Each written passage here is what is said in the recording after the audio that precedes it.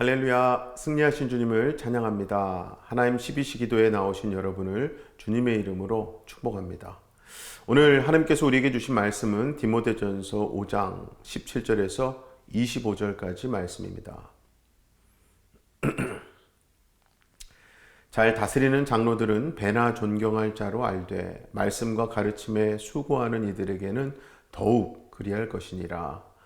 성경에 일렀을 곡식을 밟아 떠는 소의 입에 망을 씌우지 말라 하였고 또 일꾼이 그 삭슬 받는 것은 마땅하다 하였느니라. 장로에 대한 고발은 두세 증인이 없으면 받지 말 것이요 범죄한 자들을 모든 사람 앞에서 꾸짖어 나머지 사람들로 두려워하게 하라. 하나님과 그리스도 예수와 택하심을 받은 천사들 앞에서 내가 엄히 명하노니 너는 편견이 없이 이것들을 지켜 아무 일도 불공평하게 하지 말며 아무에게나 경솔히 안수하지 말고 다른 사람의 죄에 간섭하지 말며 네 자신을 지켜 정결하게 하라. 이제부터는 물만 마시지 말고 네 위장과 자주 나는 병을 위하여는 포도주를 조금씩 쓰라. 어떤 사람들의 죄는 밝히 드러나 먼저 심판에 나아가고 어떤 사람들의 죄는 그 뒤를 따르나니 이와 같이 선행도 밝히 드러나고 그렇지 아니한 것도 숨길 수 없느니라. 아멘. 오늘 우리가 함께 나누는 디모데전서 5장의 말씀은요, 단지 교회 직분자에 대한 어떤 행정적인 지침이나 규율을 넘어서요, 어떻게 하면 하나님의 사람을 바르게 세울 수 있는가에 대한 하나님의 깊은 마음이 담긴 말씀입니다. 그래서 오늘 말씀을 보실 때요, 말씀에는 장로라고 표현되어 있지만 이것을 단지 장로라는 직분을 가진 사람에 대한 이야기로만 국한해서 듣지 않으시면 좋을 것 같아요. 사실 오늘 말씀은 오히려 교회를 섬기는 모든 리더, 봉사자, 그리고 우리 각 사람의 신앙생활 전체를 돌아보게 하는 거울이 되는 말씀이거든요. 자, 그래서 하나님께서 우리에게 주시는 첫 번째 말씀 포인트는요, 말씀과 가르침에 수고하는 자를 귀히 여기라 라고 하는 거예요. 본문 17절 말씀을 다 같이 한 번 더 보실까요? 잘 다스리는 장로들은 배나 존경할 자로 알되 말씀과 가르침에 수고하는 이들에게는 더욱 그리할 것이니라. 이 말씀은 바울이 디모데에게 강조하며 말씀하고 있는 건데요, 교회 안에서의 영적 리더십과 그에 대한 이 공동체의 태도를 다루고 있는 겁니다. 여기서 배나 존경할 자라고 하는 표현은 이게 단순히 어떤 정서적인 존경심을 의미하는 것이 아닙니다. 여기서 존경이라고 하는 것은 헬라어 티메를 쓰는데요, 이것은 존경이라는 뜻과 함께 대가, 즉 물질적인 보상까지 포함하는 개념이거든요. 다시 말해서 말씀과 가르침에 헌신하는 자들은 공동체로부터 정서적으로, 영적으로, 물질적인 예우를 받을 만한 자격이 있다라고 하는 뜻입니다. 바울은 여기서 두 부류의 장로를 구분해요. 첫째는 룰링 엘더, 교회 행정을 잘 다스리는 장로고요. 둘째는 티칭 엘더입니다. 말씀과 가르침에 특별히 수고하는 장로인데요.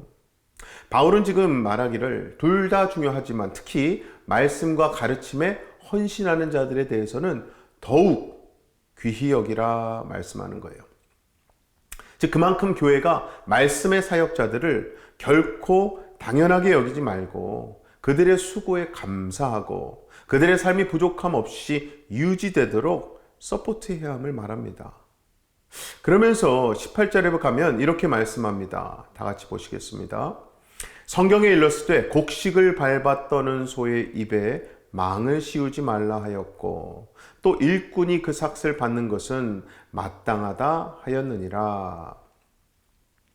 여기서 바울이 신명기의 율법을 인용하면서 곡식을 밟아 떠는 소의 입에 망을 씌우지 말라라고 한 이유는요, 그만큼 일하는 자가 그 열매를 누리는 것이 당연하다라고 하는 것을 말씀하는 건데요, 그렇게 17절이나 18절 말씀 모두 다 결국 복음을 위해 일하는 자들에게 충분한 배려가 없다면 그로 인해 결국 하나님의 말씀이 약해지고 복음이 전해지는 데 있어서 그 능력이 흐려지게 될 수 있다는 거거든요.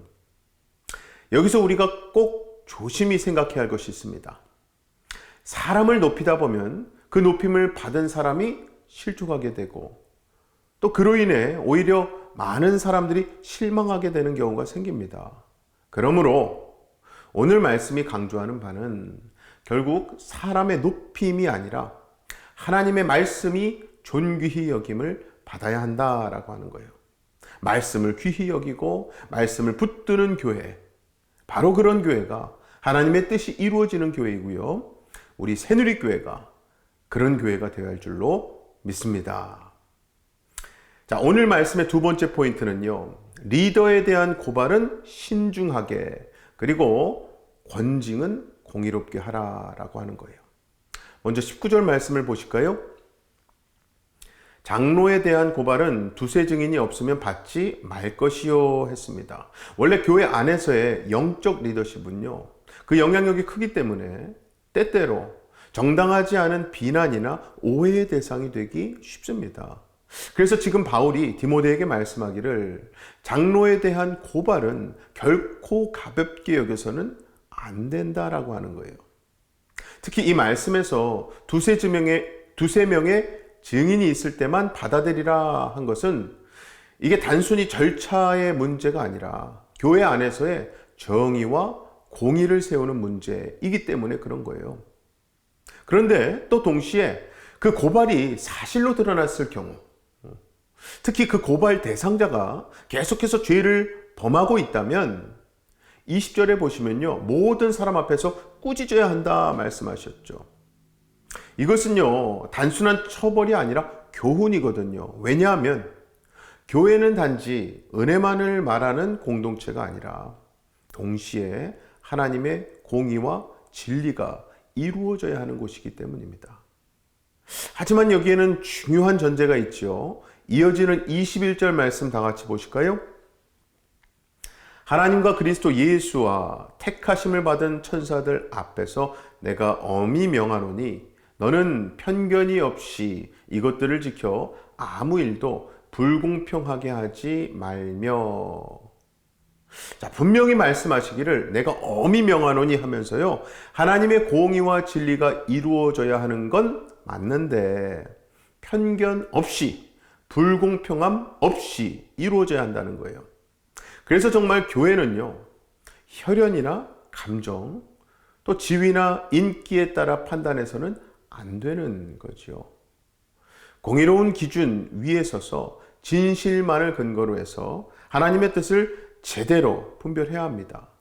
이러한 공정함이 바로 교회 공동체를 건강하게 세우는 기초가 되는 줄로 믿습니다. 자, 오늘 말씀의 세 번째 포인트는요, 안수는 신중하게 하고 자기 자신을 정결하게 하라는 거예요. 22절 말씀을 다 같이 보실까요? 아무에게나 경솔히 안수하지 말고 다른 사람의 죄에 간섭하지 말며 네 자신을 지켜 정결하게 하라. 원래 어디서든 리더를 세우는 일은요, 단순히 어떤 자리를 채우는 문제가 아닙니다. 그래서 바울은 디모데에게 경솔히 안수하지 말라고 강하게 명령한 거거든요. 그만큼 교회 안에서 사람을 세우는 일이 얼마나 신중해야 하는지를 강조하는 말씀입니다. 왜냐하면 안수는 어떤 단순한 축복이나 형식적인 임명이 아니라 하나님 앞에서 그 사람을 대표로 세우고 그 사역을 인정하는 공적인 선언이 되기 때문입니다. 또 바울은 이어서 다른 사람의 죄에 간섭하지 말라고 덧붙이는데요. 이것을 헬라어로 보면요, 이 뉘앙스가 그 죄에 함께 동참하지 말라는 의미입니다. 이게 결국 네가 세운 자가 나중에 잘못된 길로 가게 될 경우 그 사람을 성급하게 세운 자에게도 일정한 책임이 돌아간다는 거예요. 자, 그래서 바울은 22절 말씀 끝에서 네 자신을 지켜 정결하게 하라라고 말씀한 거예요. 즉 디모데에게 너는 경건한 삶을 살며 자기 자신을 먼저 지키라고 말씀한 겁니다.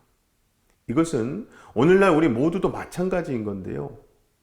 누군가를 섬김의 자리로 세우기 전에는 반드시 충분한 기도와 분별이 필요합니다.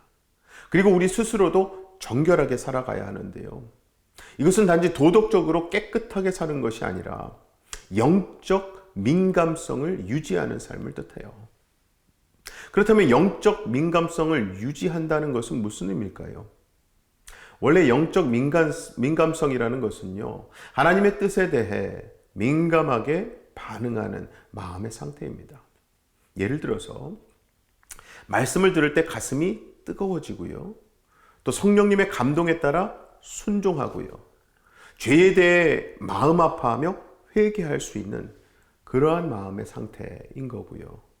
또 기도하다가 누군가가 떠오르면 즉시 그 사람을 위해 기도하게 되는 것, 또 말씀을 읽다가 나에게 하신 어떤 책망이 들리면 즉시 고개를 숙이고 무릎 꿇고 회개하게 되는 것, 이러한 것들이 바로 영적 민감성입니다. 자, 그렇다면 어떻게 하면 이 영적 민감성을 유지할 수 있을까요? 가장 먼저 말씀과 기도로 나의 심령을 늘 깨워두는 겁니다. 정말 하나님의 말씀은요, 우리의 내면을 밝히는 등불이고요, 기도는 우리의 영혼을 하나님께 열어놓는 시간이거든요. 그리고 또 이 영적 민감성을 유지하기 위해서는요, 회개의 삶을 사는 게 너무나도 중요합니다. 정말 우리는요, 죄에 대해서 무뎌지는 순간 영적 감각도 무뎌지게 되어 있습니다. 그래서 우리는 항상 내 삶, 내 심령을 돌아보고 마음의 먼지를 털어내야 할 줄로 믿습니다. 다른 하나는 성령님의 음성에 민감하게 반응하는 훈련을 하는 건데요. 즉, 성령의 작은 감동에도 순종하려는 연습이 필요한 거죠. 무엇보다 지금 바로의 순종이지요. 성령께서 내 안에 말씀하실 때 나중에가 아니라 지금 순종하는 겁니다. 하나 더 추가하자면 은혜의 자리를 어떻게든 놓치지 않는 거예요. 공동체의 예배, 말씀, 교제, 섬김의 자리에 어떻게든 나아갈 때 우리는 더 깊은 은혜와 감동 속에서 우리의 영이 다시 살아나고 민감해질 수 있는 겁니다. 그래서 결국 너 자신을 지켜 정결하게 하라는 바울의 말씀은요, 단지 외적인 거룩함만을 말하는 것이 아니라 하나님 앞에서 내가 깨어 있는가, 나는 지금 성령의 인도하심에 귀를 기울이고 있는가를 끊임없이 점검하라는 말씀인 거예요. 그리고 이것이야말로 다른 사람을 세우기 위해 먼저 우리가 감당해야 할 진짜 준비인데요. 왜냐하면 이렇게 영적 민감성이 살아있는 사람만이 누군가를 올바로 분별하고 그를 위해 진정 기도할 수 있기 때문입니다. 자, 이제 다음 구절이죠. 23절 말씀 보시겠습니다. 이제부터는 물만 마시지 말고 네 위장과 자주 나는 병을 위하여는 포도주를 조금씩 쓰라. 이 짧은 한 구절은 우리가 종종 놓치기 쉬운 하나님의 사람에 대한 돌봄의 본보기를 잘 보여주는 거예요. 바울은 지금 디모데의 위장병과 자주 나는 병에 대해서 구체적으로 언급을 하면서 그를 향해서 아주 현실적인 조언을 해준 겁니다. 즉, 단순히 믿음으로 참고 견뎌라고 하지 않고요, 실질적으로 도움이 되는 것을 제시한 거거든요. 여러분의 가정에도 또 우리 교회 안에도요, 지금 몸이 약한 분들, 병상에 계신 분들, 혹은 마음이 무너져 있는 분들이 계시지 않습니까? 그분들에게 필요한 것은요, 기도뿐만 아니라 실질적인 돌봄도 있는 거예요. 그래서 때로는 안부 전화 한 통, 또 따뜻한 식사 한 끼, 짧은 문자 하나, 그러한 것들이 그분들에게는 큰 위로가 될 수 있거든요. 무엇보다 교회가 이와 같은 사람의 공동체가 될 때, 정말 이러한 사랑으로 하나 되는 공동체가 될 때 세상은 진정한 하나님 나라의 맛을 보게 되는 거죠. 그래서 24절, 25절 말씀을 보시면 그렇게 결국 다 드러나게 된다는 거예요. 24, 25절 말씀 보시겠습니다. 어떤 사람들의 죄는 밝히 드러나 먼저 심판에 나아가고 어떤 사람들의 죄는 그 뒤를 따르나니 이와 같이 선행도 밝히 드러나고 그렇지 아니한 것도 숨길 수 없느니라. 사실 이 말씀은요, 우리의 신앙생활에 가장 실질적인 경종, 알람을 울리고 있는 건데요. 정말 죄든 선이든 숨긴다고 해서 영원히 가려지는 것은 아니라는 겁니다. 어떤 죄는 곧 드러나고 어떤 죄는 시간이 지나 드러나는 것뿐이죠. 선행도 마찬가지예요. 어떤 선행은 즉시 드러나고 또 어떤 선행은 오랜 세월이 지난 후에야 인정받게 되는 거예요. 그러나 분명한 것은 하나님 앞에서는 모두가 드러나게 된다는 사실입니다. 그런데 솔직히 우리는요, 종종 사람들의 시선을 의식하며 살아가지 않습니까? 그러나 오늘 말씀은 우리에게 분명히 말씀하는 겁니다. 사람 앞이 아닌 하나님 앞에서 살아가라.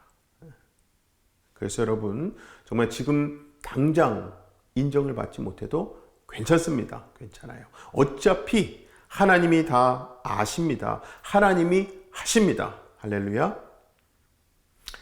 정말 지금 아무도 보지 않는 자리에서 정직하게 살아가는 것, 아무도 알지 못하는 중에도 성실하게 섬기는 것, 이것이야말로 하나님 앞에서 귀한 삶인 줄로 믿습니다.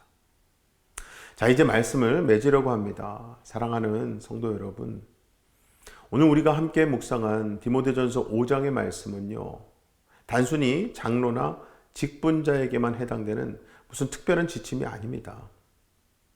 이것은요, 오늘날 우리 모두에게 주시는 하나님의 음성이고요, 또 교회가 어떻게 하나님의 사람을 바르게 세워야 하는가에 대한 영적인 원칙의 말씀이거든요. 그리고 오늘 말씀에 의하면 하나님의 사람을 세우는 교회는 이런 거예요.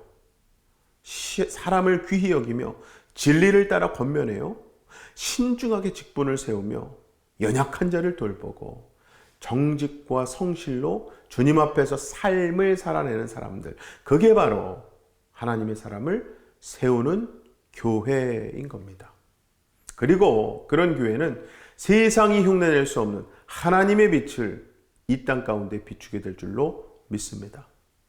아무쪼록 저와 여러분, 우리 새누리교회가 그러한 교회가 되어서 우리를 통해 하나님께서 영광 받으시고 이 땅에 하나님의 나라가 더욱 선명하게 드러나게 되기를 주님의 이름으로 간절히 축원합니다.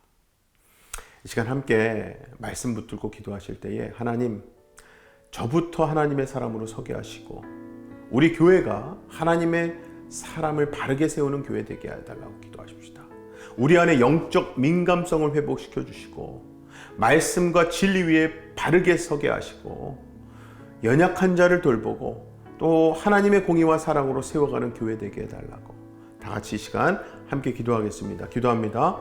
아버지 하나님, 감사합니다. 오늘도 말씀을 통해 우리에게 어떠한 사명을 가지고 살아가야 하는지, 우리 교회가, 우리 교우들이, 또 우리 목장이, 또 우리 사역팀들이 어떠한 마음가짐으로 사역에 임하고 기도의 자리를 지켜야 하는지를 다시금 알려주시니 감사합니다. 아버지, 무엇보다도 우리가 하나님의 은혜를 바라고 있습니다.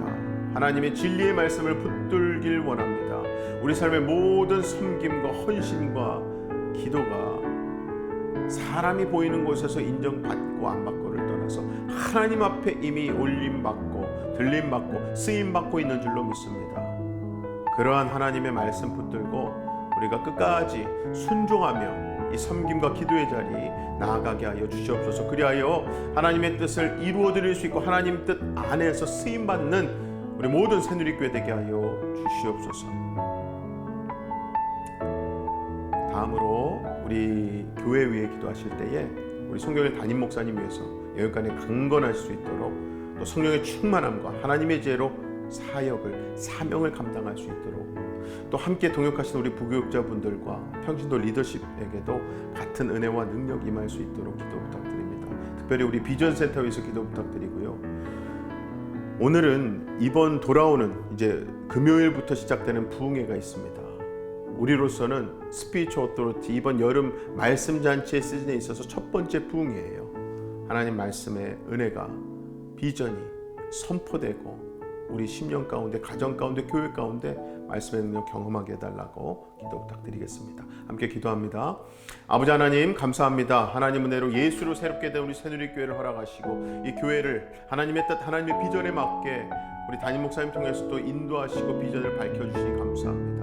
아버지 목사님 여기까지 강건함 주시고 성령 충만함, 비전으로 지혜로 충만케 임하셔서 하나님께서 하십니다 역사 쓰임받는 귀한 리더가 되게 하여 주시옵소서.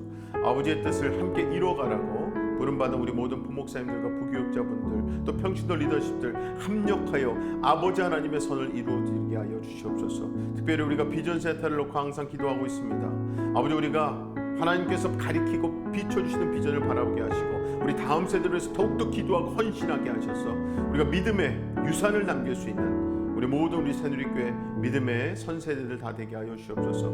특별히 이번 금요일부터 해서 스피리추얼 오토리티의 첫 부흥회 우리 실리콘밸리 부흥회가 아버지 하나님 은혜 가운데 열리게 됩니다. 우리 고성준 목사님 통해서 하나님의 말씀이 선포되게 하시고 우리 모든 심령과 가정 가운데 그 말씀 붙들고 하나님께 돌아오고 하나님 앞에 온전히 헌신하며 하나님 말씀에 순종하는 역사들이 있게 하여 주시옵소서.